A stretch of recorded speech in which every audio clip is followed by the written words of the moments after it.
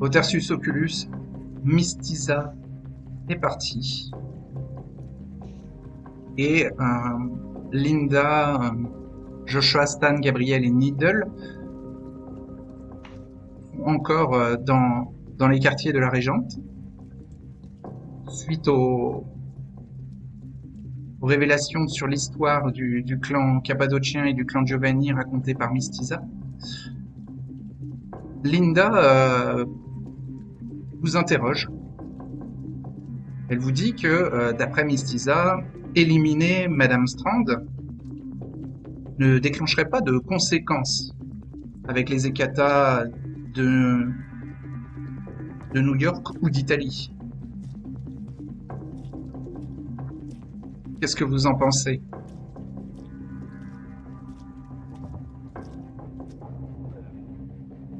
Sur le point de vue Vous intervenir? l'occultisme, ce serait une perte énorme. Elle a l'air de détenir des secrets incroyables. Et n'empêche, du point de vue de la maison de Karna, c'est une force majeure pour l'idéologie féministe qui pourrait être mise en avant aussi. Ça serait une perte aussi de ce point de vue-là.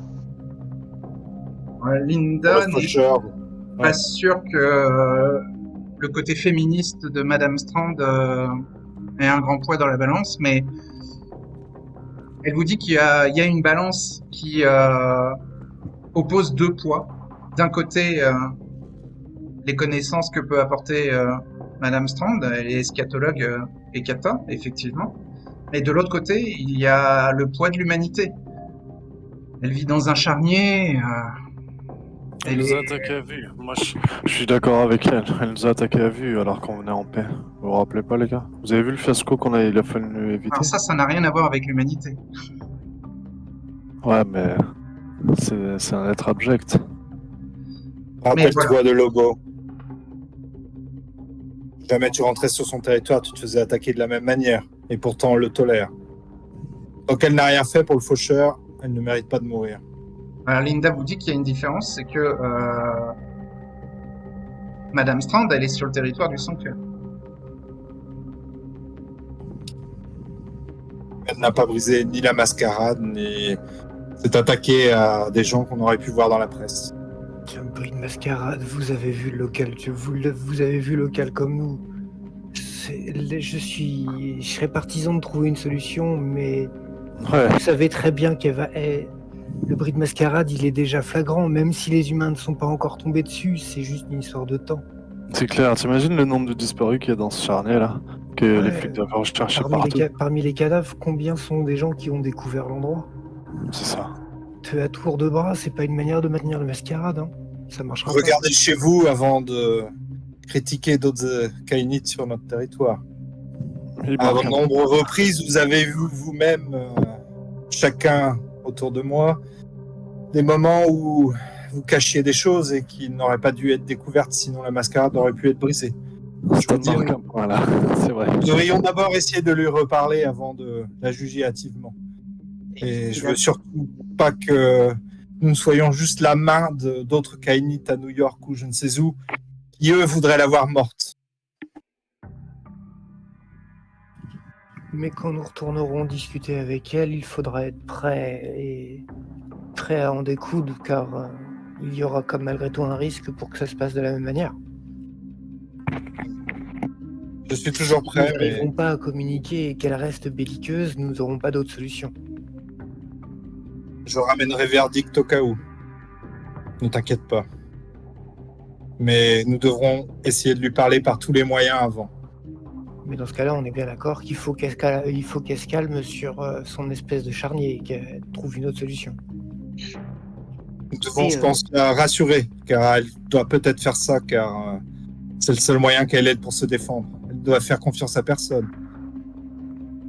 Alors, Linda vous dit c'est une eschatologue, donc elle étudie la mort. Donc qu'elle vive dans un charnier, ça semble être dans son travail, dans son étude.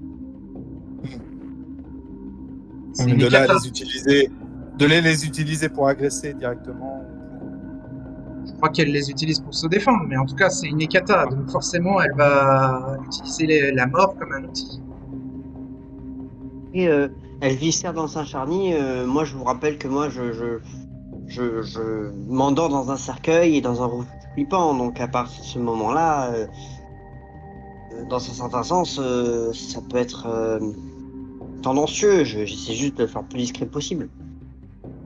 Alors là, Linda, elle est très surprise. Fait que, attends, qu'est-ce que tu racontes là?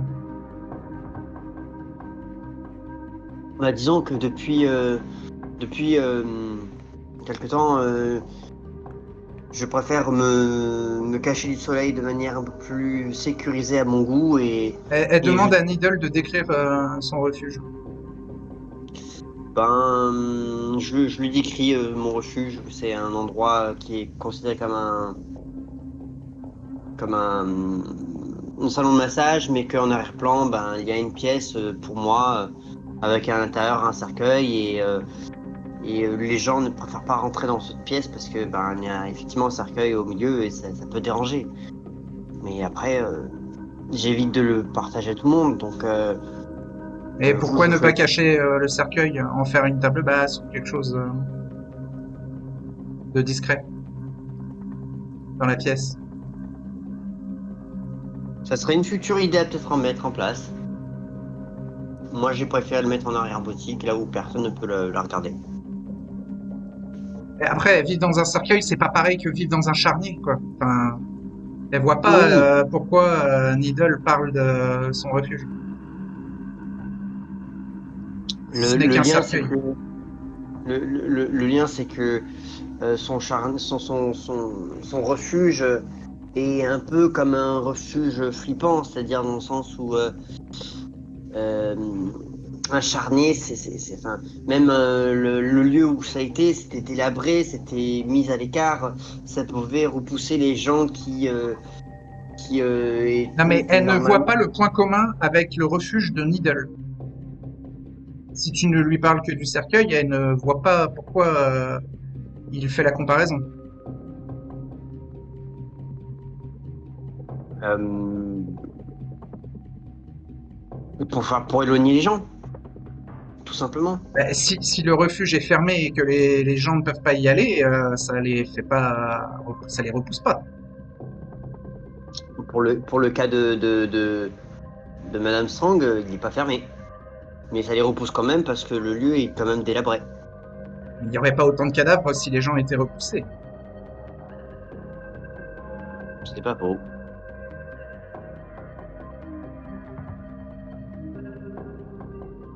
Linda demande à Needle si il pourra lui permettre de visiter son refuge parce que elle se demande de quoi il parle en fait. Je dis oui à l'occasion. Oui, parce qu'un Le simple chat aussi, cercueil. le chat aussi, il se demande s'il n'y a pas des cadavres dans le refuge de Needle maintenant, mais il garde ça pour lui. Et En tant que mentor, Linda, elle se sent un petit peu. elle s'inquiète. Ouais. Parallèlement à ça, Fallon doit changer de domaine cette nuit-là. Alors, faut déplanter le jardin Oui. et ranger toutes les affaires dans le camping-car pour déménager. Sima est présente et elle peut aider et Dustin, lui, se repose. Les tisanes relaxantes de Kima vont amener à s'endormir. Donc, Fallon, elle va demander l'aide à Kima pour aider à finir de déplanter le jardin, mettre dans des pots et mettre dans le camping-car avant de se déplacer.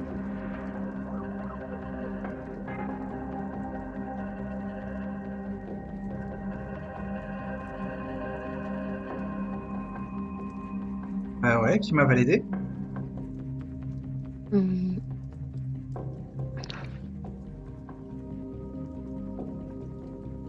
Donc, une fois que c'est fait, Ouais.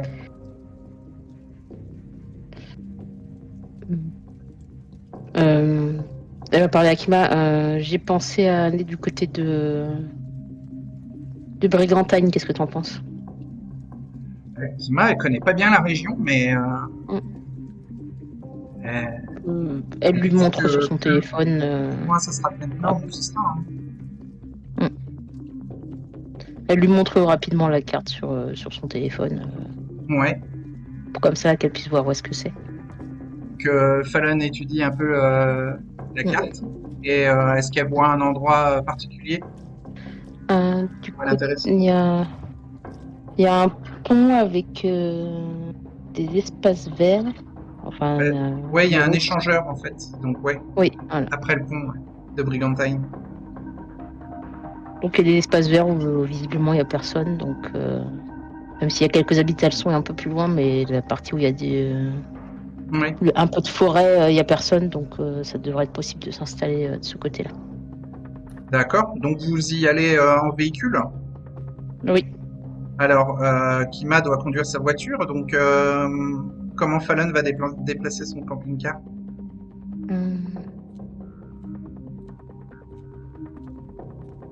Il comptait dormir, Dustin? Il est à moitié réveillé, ouais. Vu que vous chargez. Bon, s'il n'est pas en état de conduire, il a aucune blessure, donc il est sûrement en état de conduire. C'est juste qu'il est endormi. D'accord. Elle va aller réveiller Dustin. Ok.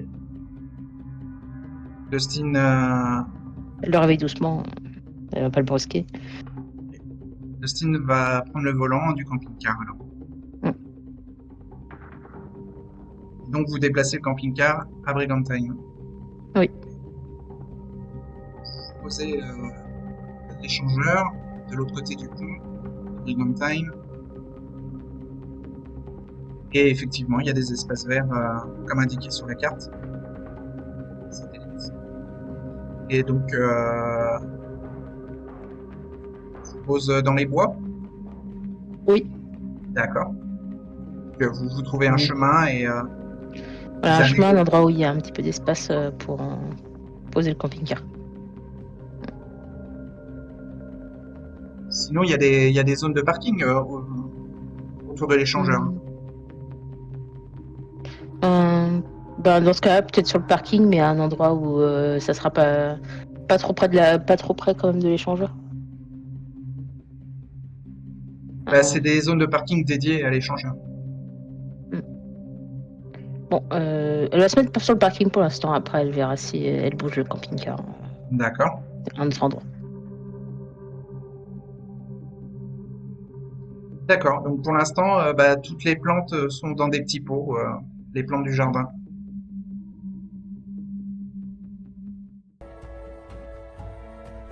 Et pour Linda, c'est clair qu'il y a une décision qui est majoritaire dans votre groupe, hein, donc elle va pas s'y opposer. Elle va vous souhaiter une bonne nuit et elle vous invite à redescendre dans le hall, à quitter ces quartiers. J'accompagne Stan et Gabriel à la sortie. Ouais. On se retrouve à la sortie. Stan va interpeller du coup Gabriel et Joshua. Non, d'abord, je vais amener Joshua un peu plus loin que la sortie parce que Stan se souvient qu'il y avait des fantômes la dernière fois qu'il pourrait écouter. Et Needle? Lui va rentrer à son refuge. D'accord, il quitte le Tertius Oculus. Oui. Ok. Donc Stan isole Joshua de Gabriel. Et Gabriel. Et Stan leur explique. Vous êtes tous les trois. Ok. Je voulais vous prendre à part car en fait je voulais vous dire juste une de mes craintes. Je ne veux pas que nous soyons les pions d'autres Kainites de New York ou je ne sais d'où. Et je fais confiance à Mistisa, mais j'aurai toujours un doute. Donc, je préfère pour ça la laisser en vie et si nous pouvons réussir à discuter avec elle, ce sera mieux. Mais vous inquiétez pas, si vraiment elle reste comme elle est et qu'elle est une menace, elle sera jugée.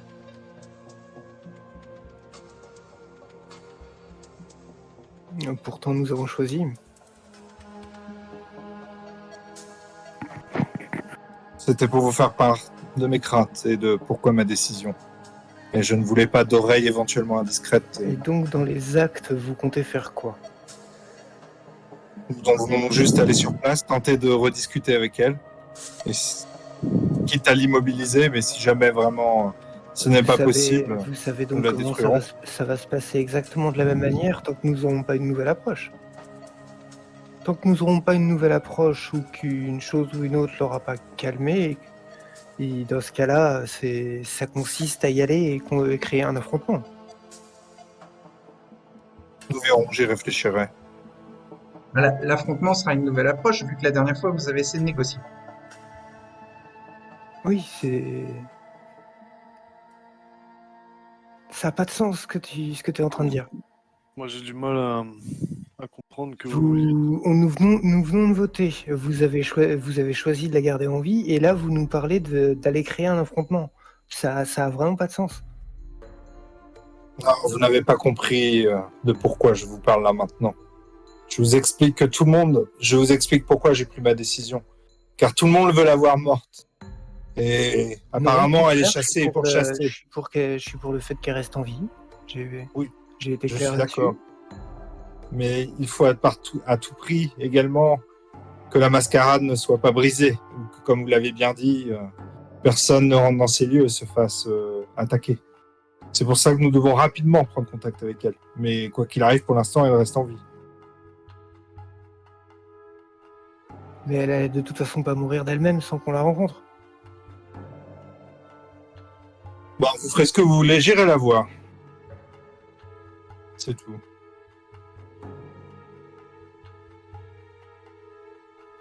Si vous avez besoin de bras à ce moment-là, si vous avez un plan correct, je vous accompagnerai.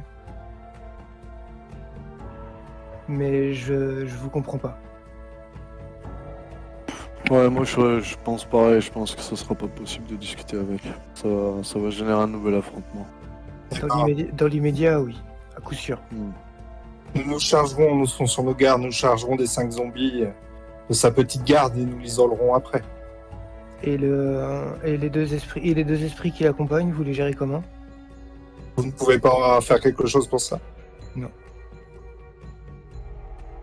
Oh putain, génial. Là maintenant, les esprits frappeurs. Je vous rappelle que demain soir, vous avez rendez-vous avec la baronne.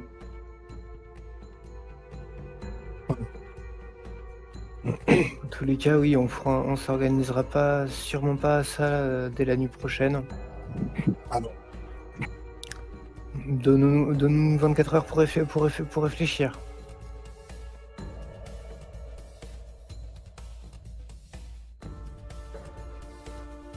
Donc vous séparez? Ouais. Vous allez où? Joshua retourne dans son refuge. Dans les quartiers du Tertius? Dans ces quartiers de Tertius, ouais. Et pour Stan et Gabriel? Gabriel, il va aller essayer de retrouver Abigail avant qu'elle s'en aille. Alors je rappelle que Joshua doit passer la journée au 8e étage du Flubers. Oh la vache, oui, je m'étais engagé à ça. Donc Gabriel rentre à Northfield. Oui. Conduit vite pour arriver à temps peut-être. Ouais. Là, ça va être Dexterity plus Drive. Pour prendre des risques. Dexterity 3, Drive 2. Ça va être difficulté 2 pour accélérer avec le Si tu veux, tu peux monter la difficulté plus haut pour arriver plus vite. Non, bah j'ai pas trop envie de me faire remarquer non plus. Ok, donc difficulté 2, juste pour aller plus vite que d'habitude. Donc 3 et 2D avec la Hunger. Oui. Et j'ai 2 succès. Ok. T'es à combien en dextérité? T'es combien en drive? T'es à combien en hunger? J'ai pas entendu. Alors j'avais 3 en Dex, 2 en Drive et 3 en Hunger. D'accord. Et Stan? Oui. Gabriel part Ouais, moi je rentre à mon refuge, je pense, vu là. à Northfield aussi, en moto? Ouais, à moto. D'accord. Très bien. Et donc Joshua doit aller Ouais, de toute façon, jusqu'au ouais, centre. du coup, je vais aller au centre.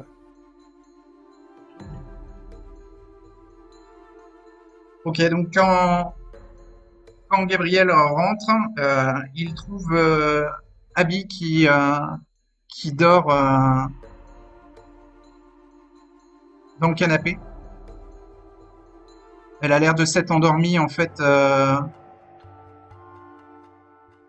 naturellement.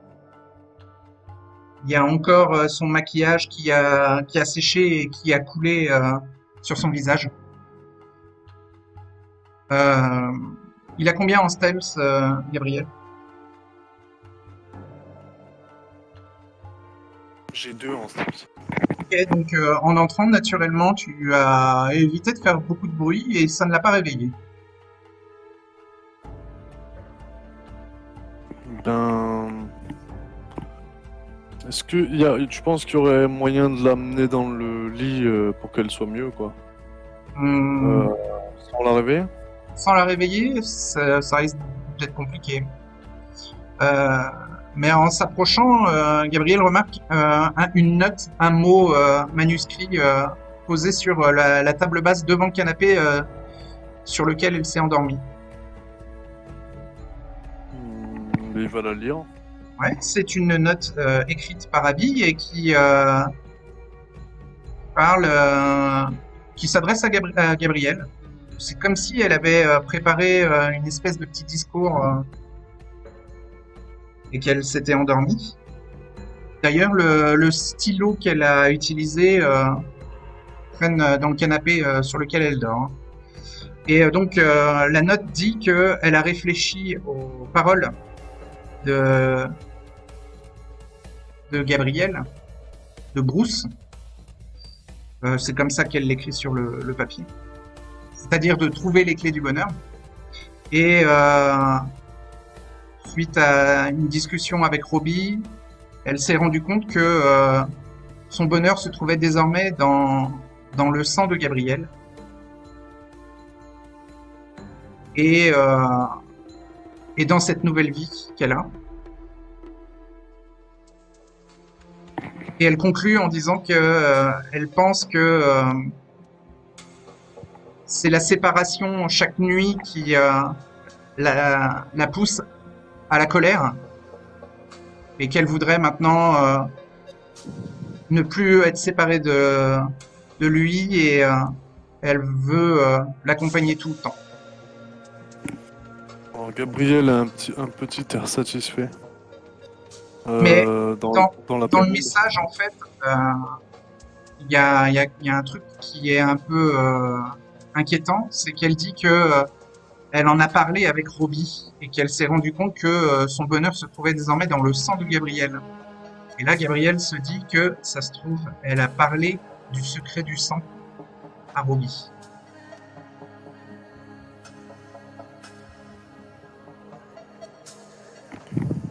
Ben, je pense que du coup, Gabriel va redéposer le papier.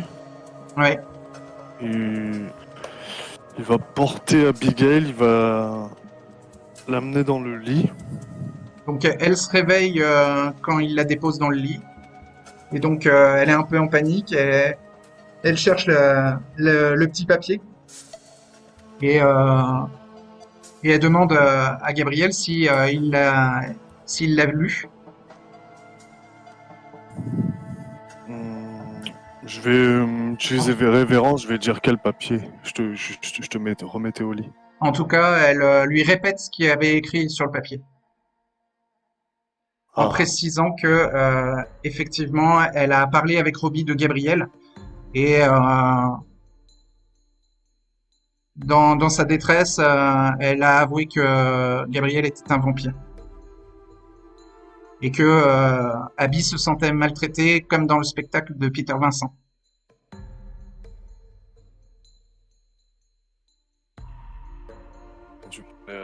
Elle est désolée, mais elle essaie de rassurer Gabriel, peut-être ment-elle, mais elle dit que Robbie a été compréhensif et que il l'a convaincu de ne pas quitter Atlantic City et de ne pas quitter Gabriel.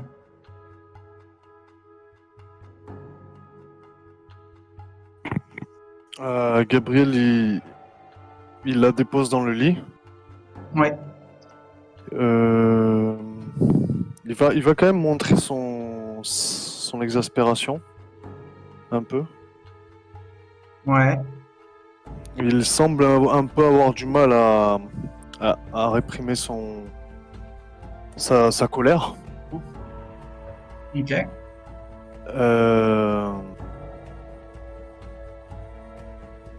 Je vais la mordre. Tu la mords, ok. À la carotide? Non, au poignet. Mais je la regarde dans les yeux, tu vois. J'essaie de lui montrer que je suis pas un... Enfin, disons que je suis un peu dans un état de faiblesse et tout. Je lui montre les blessures qui me restent encore, les blessures superficielles qui me restent sur le corps. Et Mais t'es sous révérence, non? Oui. Donc elle te trouve charmant. Elle te trouve pas énervé. Ben justement, je vais essayer d'en tirer parti, ouais. Alors si tu la mords, elle tombe sous l'extase. Je suis agacé, mais ouais. Tu la mords et elle tombe sous l'extase. Je vais prendre juste une gorgée? Non, 2. Ouais. Au poignet, non. Ah, je peux pas? Non, c'est pas l'endroit où le sang circule le mieux, le poignet. D'accord. Ou alors il faut prendre ton temps. Je vais prendre mon temps. Ouais. Si je l'ai, bien sûr. Oui, tu as encore du temps avant l'aube. Donc, je vais essayer de la garder sous la révérence et de la regarder droit dans les yeux. Elle ferme les yeux de plaisir et elle gémit dans le lit. Je vais essayer de garder cet état-là jusqu'à avoir pris au moins 2 gorgées. D'accord. Donc la soif descend de 2 niveaux. T'étais à combien en soif? 3, hein, c'est ça? Ah, mais malgré le fait qu'elle ait pas peur, ça me satisfait autant? Oui. Ah, d'accord. Soif descend de 2 niveaux. Ok, je note. Du coup, je vais cesser. Après, il y a un léger goût de peur dans son sang. Ouais, je vais cesser du coup et je vais lui sourire en m'essuyant satisfait. Elle perd connaissance quand tu relâches la morsure. Je vais aller lui ramener de l'eau et un truc à manger. Tu as léché la blessure? Je lèche la blessure, bien sûr. Comme elle a perdu connaissance, elle ne peut pas boire de l'eau. Ça a l'air dangereux ou juste Non. elle est retombée? Ah. Non, le flux sanguin ne s'accélérait pas. C'est juste sûrement la fatigue et la perte de sang additionnée qui font qu'elle a perdu connaissance. Je vais lui préparer pour son réveil, qu'elle soit en forme, juste, tu sais. Là, peut-être avant de...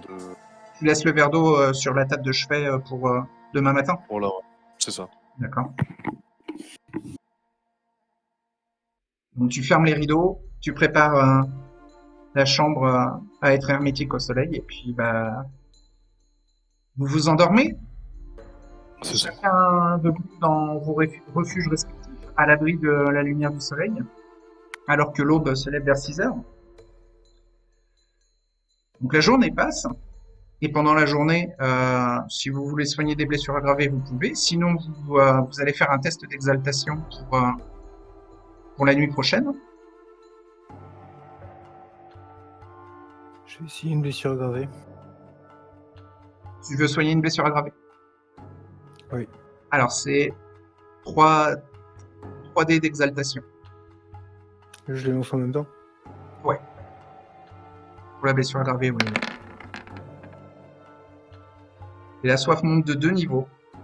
La blessure aggravée disparaît.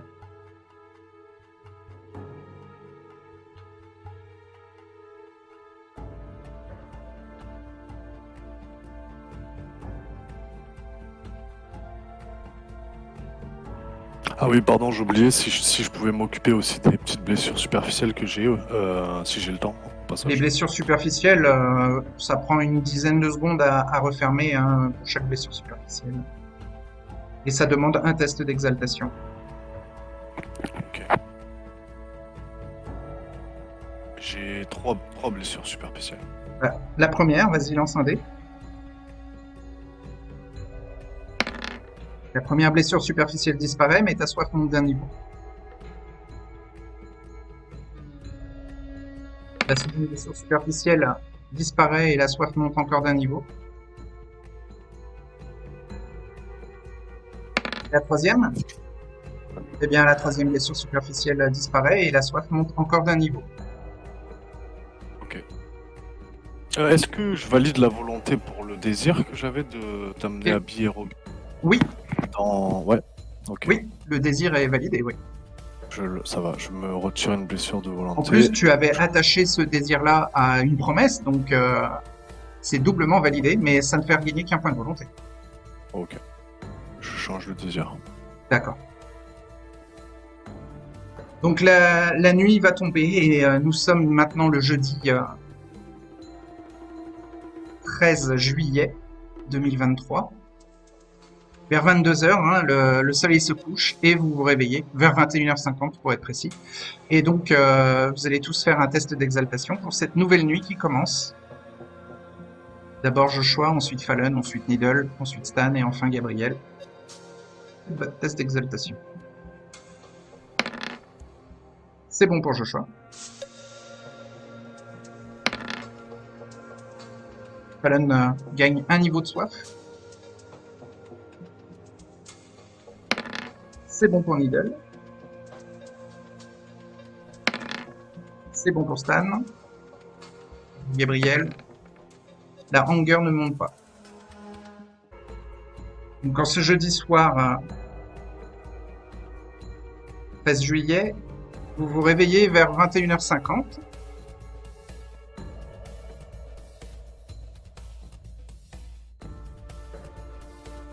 Dans la journée, Fallon reçoit un appel. Peut-elle faire un jet d'humanité pour se réveiller?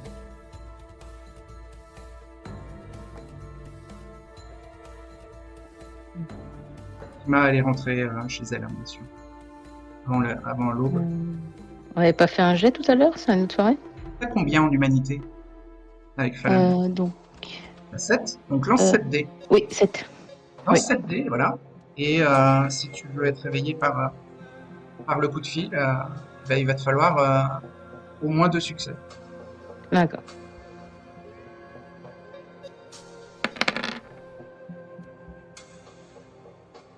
Trois succès. Ah, ok, donc tu es réveillé pendant la journée par le coup de fil et tu vois sur ton écran de smartphone qu'il s'agit du détective Spooner.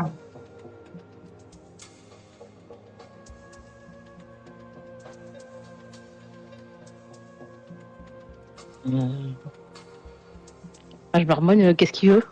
Décroche. Oui, il décroche. Eh ben, il veut que tu lui expliques pourquoi il est déçu qu'elle lui ait pas donné de nouvelles concernant la disparition de l'étudiant de Ventnor.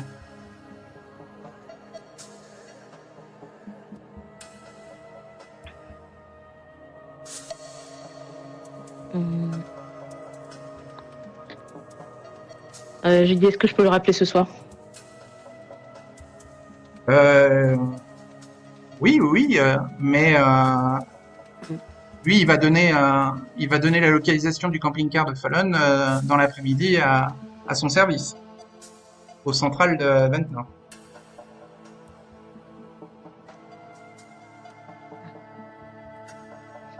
On avait dit c'est pas grave. C'est pour ça qu'il l'appelle avant. C'est pas grave. Il peut donner la position qu'il connaît.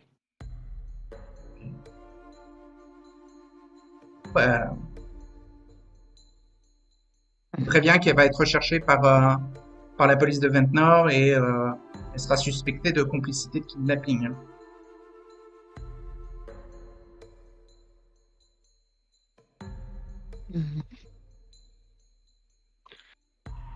Elle dit qu'elle le rappellera plus tard dans la soirée.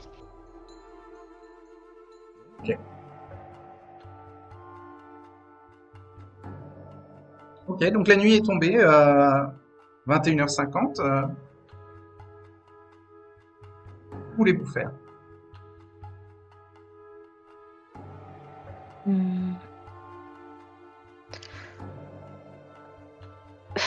Fallon va faire une commande pour avoir un livreur qui vienne. Alors, à Brigantine, à l'échangeur, il y a pas d'adresse.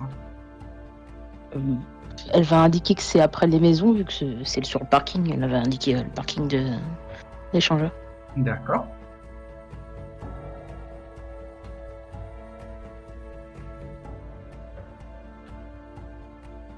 Eh ben, elle a commandé et donc elle doit attendre la livraison. Pendant l'appel, elle va rappeler. En attendant, elle va rappeler Spooner. D'accord. Donc il décroche. Bonsoir. Oui, bonsoir, Fallon. J'ai envoyé, enfin j'ai donné votre adresse et il n'y avait plus personne. Donc, tant mieux pour vous, tant pis pour mes collègues. Mais voilà, sachez que vous êtes recherché pour suspicion de complicité de kidnapping. Et pour quelle raison Parce que vous ne m'avez pas aidé à identifier celui qui a fait disparaître un étudiant. Vous savez, le gros malabar là. Oui. Oui, vous m'avez donné la description, mais c'est pas parce que j'étais dans les environs que forcément. Allons, Fallon.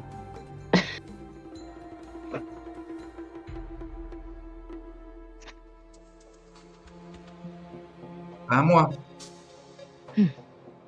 J'ai été voir pour la fête, mais je ne suis pas, comment dire, j'ai pas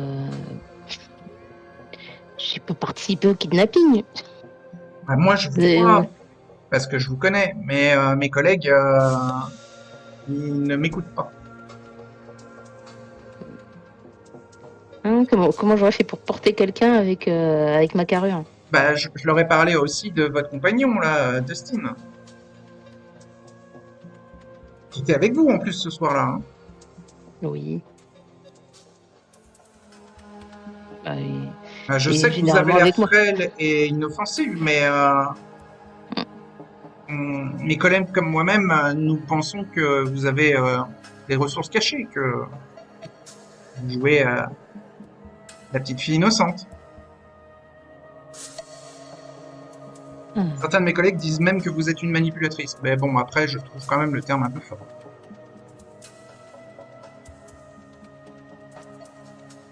Ils ont tort. Je suis pas une manipulatrice. Ouais. Je suis rassuré, alors.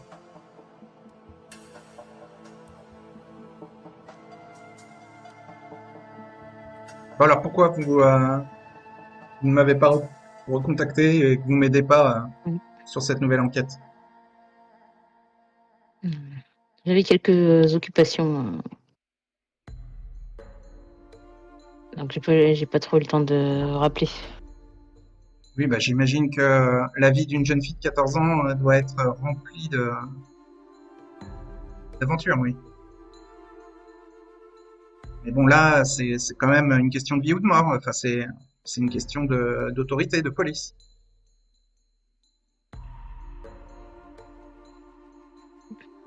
voulez que je vienne ce soir au commissariat faire une déposition? Comme quoi je suis pas... Ouais, si vous faites ça, je ferai en sorte de lever la recherche sur vous.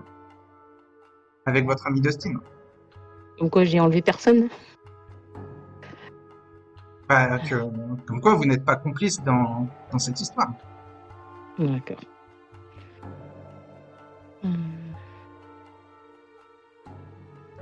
Je peux passer vers quelle heure?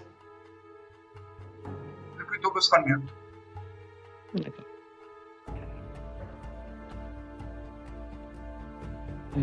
Je dois manger et puis j'arrive. D'accord. Je reste au central. J'attendrai que vous arriviez. Alors que font Needle, Gabriel, Stan et Joshua? Donc Joshua est à 4 en soif. Gabriel est à 4 aussi. Et Stan est à combien en hunger? À 2. À 2, ok. Au réveil. Donc Stan, qu'est-ce qu'il va faire en ce début de soirée? Stan pensait envoyer un message à Gabriel en demandant à quelle heure était le rendez-vous et en lui disant qu'en attendant j'allais... Stan s'en rappelle, c'était 22h. 22h. Et il est quelle heure quand on se réveille, tu m'as dit? À 21h50 quand vous vous réveillez. Ah ouais, bon bah je vais directement au rendez-vous là. D'accord. Stan va enfourcher sa moto et va aller au Tertius du coup, je pense, ou au moins rejoindre le groupe. Le Tertius, c'est à Absecon. Là, le rendez-vous, il est au Rainforest Café, dans le centre-ville, sur la promenade. Sur la promenade directement, ok, bah je vais me diriger par là-bas. Du Three Bears, hein. Enfin, ouais. À côté, quelques minutes à pied, quoi. Je vais me diriger vers le Three Bears. D'accord. Il va falloir faire vite. En moto, il va falloir faire un test de Dexterity plus Drive et faire au moins 2 succès pour arriver dans les 10 minutes. D'accord. Dextérité, j'ai 4. Drive, j'ai 2. Et 6, ouais. Attends, et j'ai 2 hunger. Okay, donc 2 dés de soif et ensuite 4 dés normaux. Et alors, si tu t'arrêtes au Free Bears, tu risques d'être en retard au rendez-vous du Rainforest. De quelques minutes. Ah d'accord, bon bah alors je vais directement carrément. Ouais. Ok. Bon.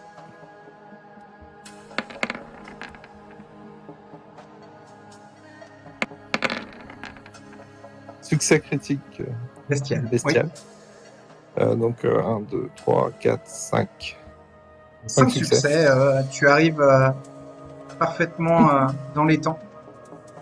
Et quand tu arrives au Rainforest Café, tu as ta compulsion de clan qui va se déclencher pour toute la scène du Rainforest Café.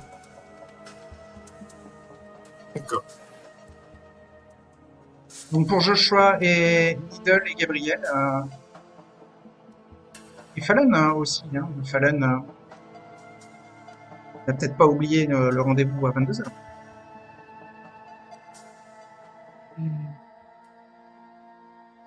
Elle n'avait pas spécialement prévenu de venir, elle avait dit que les autres viendraient, elle n'avait pas dit qu'elle viendrait forcément. Elle compte pas y aller? Elle compte pas y aller. D'accord. Donc pour Gabriel, Needle et Joshua. Fallon attend sa livraison. Needle y va, à 22h, heure prévue. Donc il est dans le centre-ville, il est pas trop loin, il peut arriver à l'heure tranquillement. Enfin, dans les délais. Joshua aussi. Joshua est juste à côté, donc il peut y aller à pied. Et Gabriel? Alors Gabriel, il va devoir se nourrir du coup. Il va essayer de faire un crochet à Egarbor Town. Il veut partir en chasse, donc il en a pour une petite heure. Hein. Est-ce que le rendez-vous, il est super Il a 10 minutes et il faut à peu près 15 minutes pour faire Northfield Downtown. Donc Si il roule pas vite, il va rater, il n'arrivera pas à l'heure. Ah, même actuellement? Ok. Bah, il se réveille à 21h50, le rendez-vous est 22h. Donc il va falloir Ok, qu'il roule très vite pour arriver à l'heure. Comme vient de faire Stan en fait, puisque Stan aussi il part de Northfield. Non, mais Gabriel, il va y aller, mais en se disant que c'est pas grave s'il est en retard. D'accord.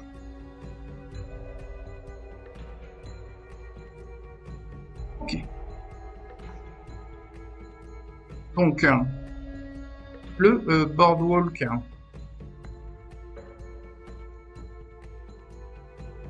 Avec le Rainforest Café. Donc Stan arrive à l'heure. Needle arrive à l'heure. Et Joshua arrive à l'heure.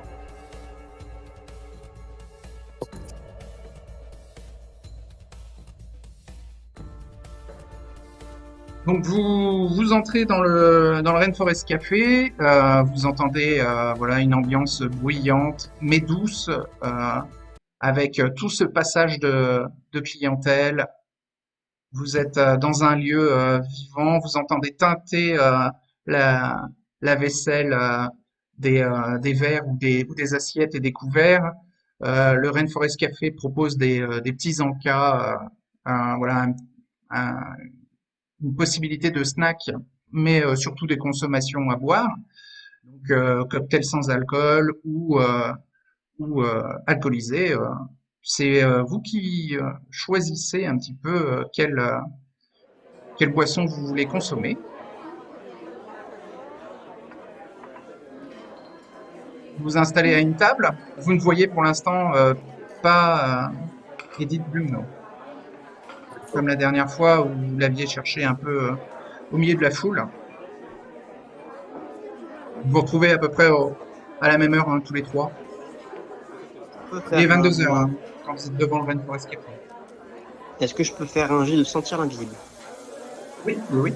C'est Resolve plus Suspect. Alors, j'ai 3 specs, ça fait 1. Voilà.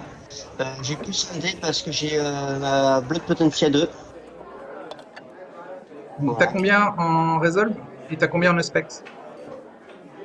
Donc, 3, Aspect 1, j'ai Blood Potency à 2. Alors donc, je t'entends très mal là. Donc Resolve 3, Auspex 1 et Ouais. Blood Potency 2, donc ça te fait un dé en plus. T'es à 5 dés et t'as combien en Hunger? 1 dé plus 4 dés. D'accord. Voilà.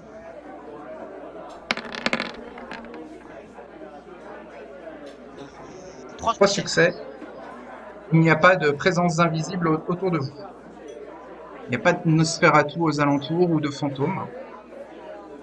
Il n'y a pas de traces de rituel de sang ou de pouvoir de sorcellerie du sang dans la zone. Pas de mal.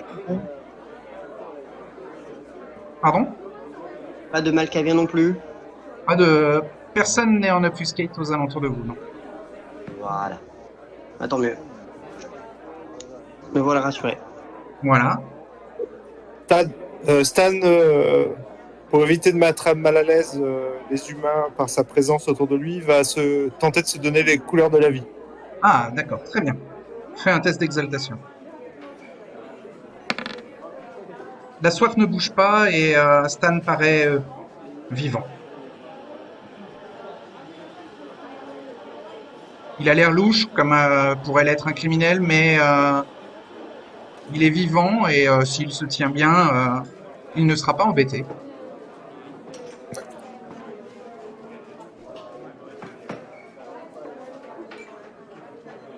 Et donc, vous vous installez quelque part?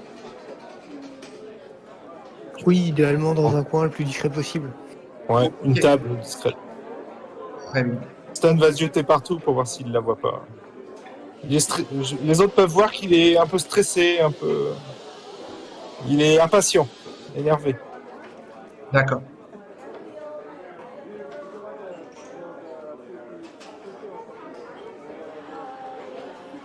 Alors, donc,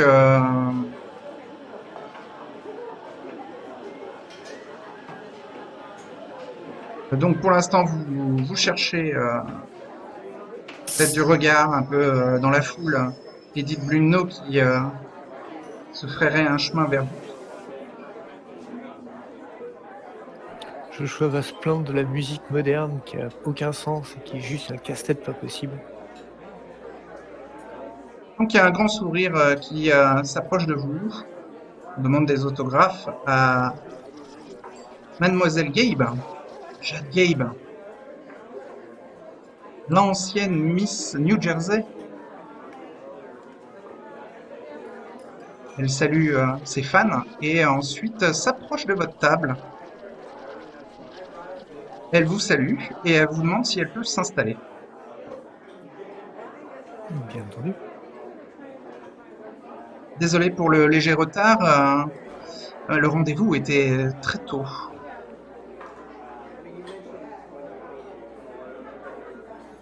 J'espère que vous allez bien, messieurs. Vous êtes au complet? Instant. Dernier membre doit nous rejoindre, au moins. Je viens de la part d'Edith. Ah, nous attendons encore quelqu'un? Stan regarde autour de lui et répond oui. Un membre de notre groupe n'est pas encore arrivé, visiblement. Vous voulez qu'on patiente un petit peu? Je me retourne vers Joshua et vers Needle, interrogateur. Je comprends pas de quoi il me pose la question. Qui est-ce? Gabriel n'est pas encore arrivé. Ah, il est peut-être occupé. On le fera peut-être un topo la prochaine fois. On peut commencer par on peut tout simplement commencer par quelques curiosités. Comment allez-vous, Jade? Bah, écoutez, je vais bien. Il y a mon compagnon qui est un petit peu plus loin, en train lui aussi de serrer des mains et signer des autographes, j'imagine. Hein. Chase, le conseiller municipal, est là et donc j'en profite pour voilà me montrer à ses côtés. Et concernant les apostates, eh bien, Edith m'a donné la mission de la représenter ce soir auprès de vous, et parce que je vous connais bien. Et elle m'a dit qu'en récompense, eh bien, elle réfléchirait peut-être à me donner la responsabilité du casino Les Three Bears. C'est pas génial? Oh, je vais avoir un casino.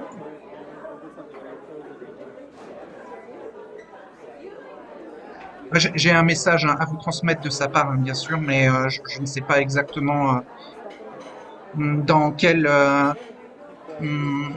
connexion vous êtes avec elle ou dans quel type. J'imagine que c'est une enquête, mais je ne veux pas non plus vous poser de questions, à moins que je puisse vous aider, et à ce moment-là, peut-être vous pourriez m'éclairer. J'ai rien contre lui expliquer de lui expliquer la situation. Je veux des paroles franches et sincères, c'est tout. Oui, donc Joshua va lui, si elle est pas au courant, Joshua va lui faire un topo sur la situation, le secret révélé, tout. Il y a eu un secret révélé et vous êtes un groupe d'enquête du sanctuaire pour essayer de trouver la source de cette fuite. De comprendre ce qui s'est passé et pourquoi cette histoire est liée à ici. Ouais. D'accord. Ok, bah, elle remercie Joshua de partager les détails de la situation. Et Gabriel arrive. Je glisse avec Jade Gabe. Vous savez que c'est les Trubeers est un haut lieu de rassemblement à Kata. Pardon? Je te pose la question à Jade, oui. Elle sait que les Trubeers est un haut lieu de rassemblement Ekata. Les Three Bears, c'est un domaine Ekata? Ah non, elle le savait pas, Jade. Mais de ce que Edith m'en a dit, il semblerait que ça lui appartienne. Disons que Pas que ça appartienne aux apostates. Bizarrement, les Ekata ont arrêté de le revendiquer depuis plus d'1 an. voilà. Donc s'il le revendique, attendez-vous à des échauffourées, en tout cas, Ah oui, faire prévenir. merci Needle. Mais toujours aussi prévenant et c'est une information que je vais garder précieusement, oui. Merci, je vais pouvoir anticiper alors sûrement des problèmes. Hein. Ben, déjà que si on J'en vous parlerai à explique- Edith de cette facette-là. Donc Gabriel arrive, Bah, donc Jade le salue, l'invite à s'installer. Bonsoir, Jade. Donc il a un peu traversé la foule, hein, Gabriel. Les gens se sont un petit peu écartés de son passage, hein, vu qu'il est quand même assez massif.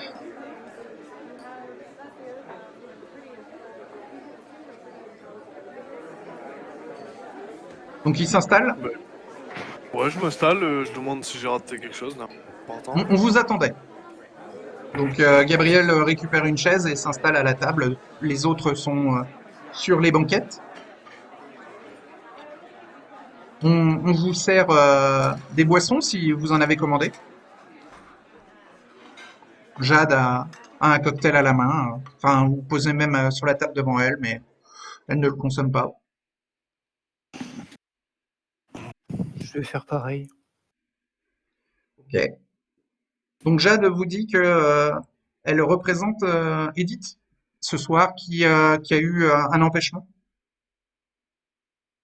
Et donc elle est là pour vous transmettre des informations, des indications qu'elle qu'elle ne comprend pas vraiment, mais que donc elle va vous retransmettre comme si c'était Edith qui vous parlait. Donc elle vous dit que si la piste de Madame Strand ne donne rien, mais vous voyez que Jade ne sait pas qui est Madame Strand, il reste encore Lubango qui peut fournir un accueil chaleureux à Pleasantville. Vous n'aurez qu'à dire que vous venez de la part de la baronne. Mais alors là aussi, Jade ne semble pas savoir qui est Lubango et ne comprend pas la connexion entre la baronne et lui. Et sinon, elle m'a dit que vous pouviez aller voir Monsieur Zingaretti, le directeur des Trois Ours, et qu'il peut vous fournir un billet de train à chacun pour la destination de New York, si vous voulez aller négocier là-bas. Mais là non plus, je ne sais, je n'en sais pas plus. je dis à voix haute, elle est maline, très maline. Voilà le message, mais Joshua se fait un plaisir de compléter tout ce qui... si elle fait des remarques ou si elle réagit ou montre le fait qu'elle ne comprend pas un truc, Joshua va progressivement tout lui expliquer par rapport au compléter avec les informations qu'il a. Donc qui est Lumongo, le lien avec les Ekata, la piste de Strand, je vais carrément lui expliquer qu'on nous a envoyé dans un charnier. Ah oui. Elle est prête pour assumer les propres conséquences de ce qu'elle nous a demandé. Et que la moindre des choses, c'est d'assumer qu'elle ne savait pas ou feindre qu'elle ne savait pas. Mais bon, elle préfère éviter la confrontation et vous envoyer au casse-pipe, cher Jade. Après, Concrètement. on se connaît, hein. Vous ne m'en voulez pas, hein. Non. Moi, je suis bien là au centre-ville. Non, justement, en aucune manière. Disons que c'est pas contre vous que nous ne sommes pas spécialement en colère non plus, mais disons que des justifications, on aurait aimé en recevoir de sa part directement, et à savoir un gros pourquoi, même si elle le savait déjà, certaines informations, pourquoi elle nous a omis ces informations. Vous pouvez pas savoir ça, ce n'est pas de votre faute, mais c'est de la sienne. D'accord. Vous collaborez toujours avec nous. Donc. Et surtout, si elle nous a fait un truc comme ça, moi je dis j'ai peur pour vous. Jade, hein, je dis ça en tant qu'ancien protecteur pour vous. Ça m'empêterait qu'il vous arrive malheur. Ouh là là, oui. Mais normalement, j'ai rencontré les apostates et ils m'ont certifié qu'ils me défendraient si j'avais des problèmes. Enfin, on est une communauté pas si éloignée des liens qu'il y avait dans le sanctuaire. Hein. Tout le monde se connaît et si vous y trouvez votre compte, tout va bien, mais sachez que le sanctuaire ne ferme pas ses portes mais méfiez-vous quand même, nous sommes quand même dans un monde cruel. Oui, mais moi, comme je vous l'ai dit, hein, les apostates m'ont promis un poste de pouvoir et ça semble se concrétiser, donc je n'ai pas de raison de ne pas les croire fiables. On vous fait confiance pour l'instant, mais les apostats nous ont toujours caché des choses et n'ont jamais joué franc jeu avec nous. J'aurais bien aimé qu'elle soit là ce soir. Je suis désolé, je vois votre déception, hein, mais je ne peux rien y faire. Déception. Moi, je suis très content d'avoir eu l'occasion de vous rencontrer. Ah, vous me faites plaisir, Joshua. Et c'est toujours un plaisir de vous voir, hormis le fait qu'elle ne soit pas là. C'est un sujet tout autre. Là-dessus, nous sommes unanimes. C'est pas vous que nous en voulons à quoi que ce soit. Vous êtes pure et innocente à ce niveau-là. Bon, bah écoutez, j'espère que les informations que je vous ai transmises vont vous aider dans votre enquête là sur la fuite. Hein, si cette fuite est bien Ekata, j'imagine que les informations que m'a demandé de vous transmettre Edith permettront de trouver des pistes et des réponses peut-être à vos questionnements. Je vais... Si je peux me permettre de vous demander une réponse. Oui. J'espère que l'accueil chaleureux n'a rien à voir avec l'accueil que Madame Strand nous a fait. Je ne sais pas du tout. Ah non, je sais que vous ne savez pas. C'est juste si vous pouvez transmettre cette réponse-là quant au message que vous nous avez transmis un message. Je vous demande juste de transmettre celui-là. D'accord. Une bonne idée, Joshua. Ok, bah je transmettrai alors. Après tout, n'avait-elle pas proposé son aide si nous avions du mal à communiquer avec elle? Elle nous avait proposé d'autres pistes. C'est ce que nous avons eu là. Elle nous a dit d'aller voir le bongo. C'était déjà préparé d'avance. Enfin. Je fulmine. Bon, eh bien, moi, je vais devoir vous laisser et je vous souhaite une bonne nuit et peut-être à très vite. Hein, peut-être aurons-nous d'autres occasions de nous revoir.